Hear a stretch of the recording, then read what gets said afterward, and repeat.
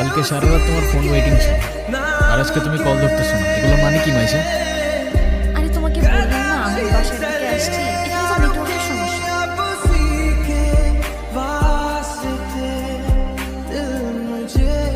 কোথায় এখন তুমি? আমি বাসায়, আর কোথায় যাবো?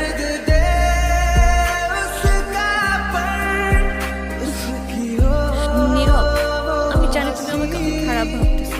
ও আচ্ছা, তোমার কি মনে হচ্ছে? কি হওয়া উচিত তোমাকে? কথা বলো, এখন কথা বলতেছো না কেন? তোমার পাশে তো তোমার আম্মু না। কোথায় তোমার আম্মু? আন্টি কোথায় আপনি?